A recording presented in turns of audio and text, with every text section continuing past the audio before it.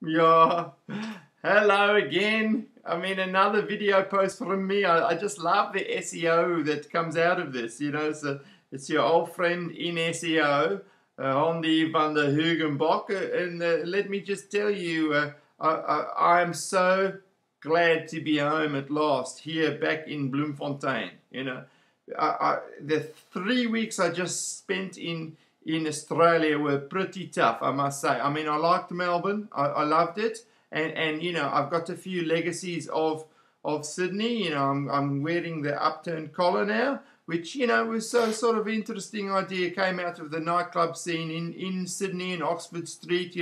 You've got to protect your neck, basically.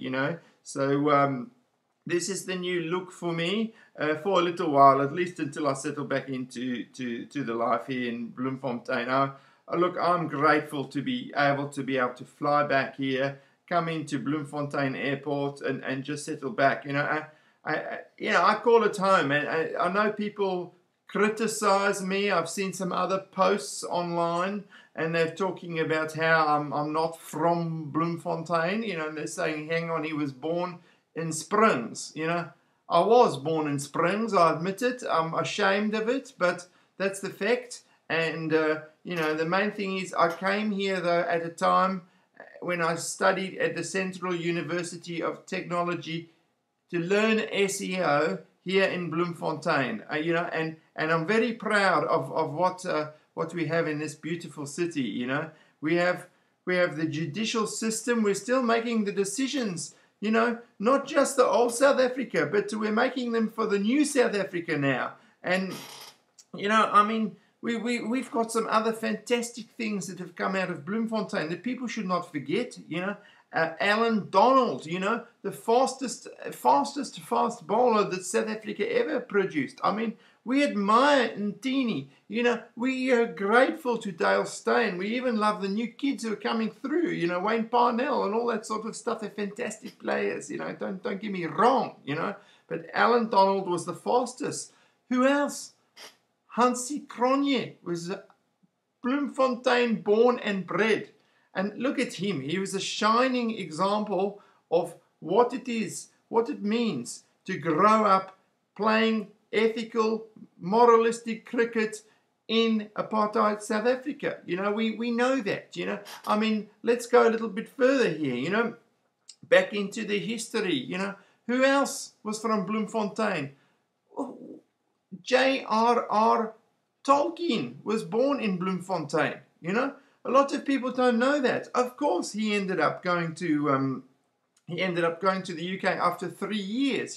A little bit like some of our other cricketers. Like Kevin Peterson and Strauss and some of the other ones. We won't Jonathan Trott, etc.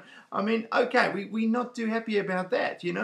But he went over there. I mean, one can only imagine what J.R.R. Tolkien, what his books would have been like if he'd stayed in Bloemfontein. I mean, I think The Hobbit would have been black, So changes, I think that would have been better. We would have seen greater integration a lot earlier, And I mean, going back to my trip to Australia, you had too much of some of that stuff going on, You've got a lot of South Africans. If you Google something like South Africans in Australia, what do you find? It's quite disturbing. There's a lot of integration going on, There are South Africans living in Pimble and in Perth, and they are integrating with the local Australian population, And you've got people who don't know whether they're living in Sydney or whether they're living in East London, And I'm talking about East London, the city here in South Africa,